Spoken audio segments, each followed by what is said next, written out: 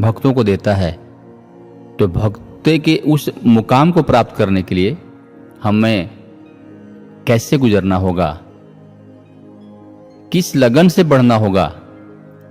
कितनी शिद्दत से इस मार्ग पे चलना होगा, कितनी तन्मयता से इस मार्गक्रमण करना होगा, इस बात को हमें हर पल पग पग पे ध्यान रखना चाहिए। अन्यत्र बातों में अगर हमारा ध्यान गया, होता क्या है, ये क्यों नहीं हो पाता? क्योंकि हमारा ध्यान जहां स्थिर होना चाहिए, जहां लगना चाहिए, वहां ना लग के संस्कारवश कह लें, विकारवश कह लें, मायावश कह लें, संगतिवश कह लें, हमारा ध्यान अन्यत्र बिखर जाता है, कहीं और जुड़ जाता है। और जहां जुड़ता है हम वैसे ही स्वरूप में ढलते चले जाते हैं। एक बार महाराज जी के ही एक शिष्य स्वामी जी, ये सन 2000 की बात है, अब वो इस संसार में नहीं है, उन्होंने एक सफर के दरमियान, हम उनके साथ कहीं सेवा में जा रहे थे सत्संग के लिए, तो ट्रेन में कुछ ऐसा जिक्र निकल गया, तो उन्होंने अपने मन की जो मनोदशा थी एक बार शेयर की और कहा कि मैं जहां जिनके साथ रह रहा था, मेरा मन खिन्न हो गया, परेशान हो गया, तकलीफ मुझे सहन नहीं हो रही थी व्यवहार के कारण, तो मैंने अपनी व्यथा महाराज जी के समक्ष रखी एक बार कि महाराज जी ऐसा ऐसा होता है, मैं जहाँ रहता हूँ हाँ मेरे साथ ऐसा होता है, मुझे इस तरह का सामना करना पड़ता है। तो उन्होंने कहा था कि महाराज ने तब मुझे कहा कि ये बताओ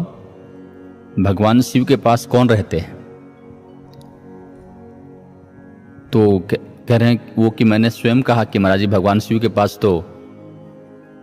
शिवगण रहते हैं, भूत प्रेत रहते हैं, बैताल रहते हैं, सांप रहते हैं, बिच्छू रहते हैं, जो दिखने में विकृत होते हैं, जिनके विचार, जिनके आकार, जिनकी आवाजें डरावनी होती हैं, जिनके अंदर विष भरा होता है, लेकिन वो फिर भी शिव के ही अधीन होते हैं। तो महाराज जी ने कहा कि अगर आप शिव तक पहुंचना चाहते हैं तो आपको इनकी तरफ ध्यान नहीं देना। अगर उनकी तरफ देखोगे तो डर लगेगा, उनकी आवाजों की तरफ ध्यान दोगे तो भय पैदा होगा, उनके चेहरों को देखोगे तो तुम्हें तकलीफ होगी। तुमने सीधा शिव को देखना है, वो तुम्हें कुछ नहीं करेंगे बशर्ते तुम ध्यान अपने लक्ष्य की तरफ रखो। अर्थात गुरु महाराज ने समझाया कि इस भक्ति मार्ग पे हम चल रहे हैं, गुरु का दरबार पूर्ण दरबार है। हर तरह के लोगों को गुरु किसी को के लिए ना नहीं कहते, हर किसी को बुलाते हैं, हर किसी को मौका देते हैं, हर किसी को अवसर देते हैं, क्योंकि गुरु ही का ही दरबार एक ऐसा होता है जहां किसी के लिए ना नहीं होता। इसलिए क्योंकि यहां के अलावा कहीं और संवरना, सुधरना, जन्म मरण से बाहर जाने का कोई और उपाय नहीं है, इसलिए वो सबको मौका देता है और हमें रहना है और हमें बार बार समझाता है कि हमने सिर्फ गुरु को देख के चलना है,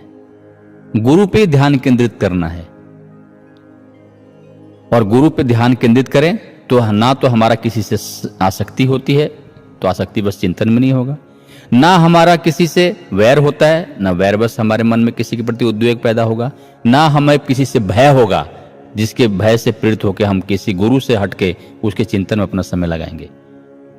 इसलिए कहा कि शिव को देखना, अपने लक्ष्य को देखना, अपने गुरु को देखना,